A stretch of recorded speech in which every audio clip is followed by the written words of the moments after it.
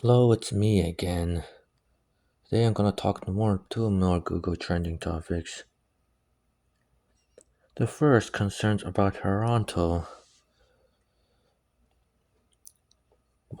You want to say what happened? Well, it turns out a bald eagle nest has been discovered for the first time. Now, some of you might be wondering, a bald eagle in Toronto? Shouldn't they be in America? Well, you're not wrong. It's true the bald eagles happen in America for the most part. And while they're in Canada has usually been rare, but slowly by slowly they're coming back.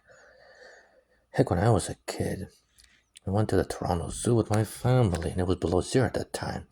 There was a single bald eagle in its cage, and it barely even moved at all. Just only slowly, and move its head, but otherwise not paying a slight attention to anything or anyone. Still, as usual, people are told not to disturb the eggs of this bald eagle nest, hopefully we can hope that more bald eagles will come eventually. Yeah, usually in Canada, most common sights will be Canadian geese and sparrows, or crows if you prefer, even hawks. Where I live in Keswick, there's so many of them everywhere.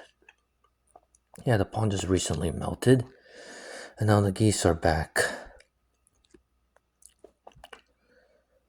So anyway, who knows if there's any more bald eagles gonna come more into Canada. Otherwise, it's good news. Probably at this point, the bald eagle in the Toronto Zoo is dead. And considering it was more than 20 years ago. I was curious how the mass survived below the freezing temperature at that time. And maybe that's the point. Maybe they're adapted to survive in the snow.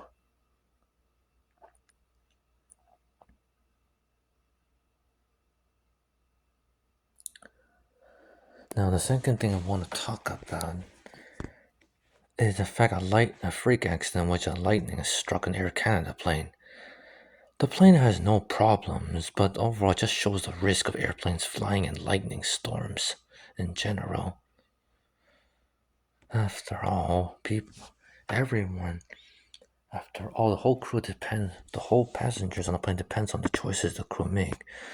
Obviously, we can't predict every weather that's going to happen. It's just show the risks and responsibility you have when it comes to being a pilot or being a crew member of an airplane, you know? Yeah, usually if something like this happened, there'll be turbulence, and they'll tell you to fasten your seatbelts and don't get out of your seat at all. Or if the worst case scenario happen, they'll tell you to take the oxygen masks in case there's low pressure in the air cabin as well.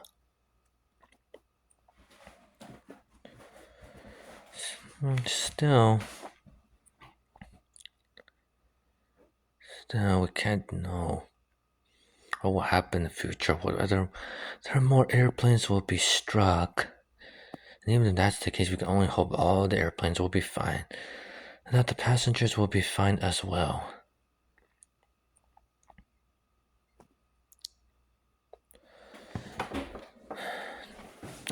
Well, also you heard frequently the executives earn more bonuses. Why? Because Air Canada made so much profit. Despite the fact that Air Canada has a reputation for being arguably the worst airline in Canada. But all in all, there's not much competition in Canada. After all, for the most part, it's dominated by Air Canada. Because it represents, well, Canada. I mean, on my last trip when I went to Hong Kong with my mom, we had to take Air Canada, of course. Luckily, we stayed in the first class thanks to my dad paying a ridiculous amount of money for the physical well-being of my mom. Well, that'll be all for today. Thank you and good day, and I'll see you soon.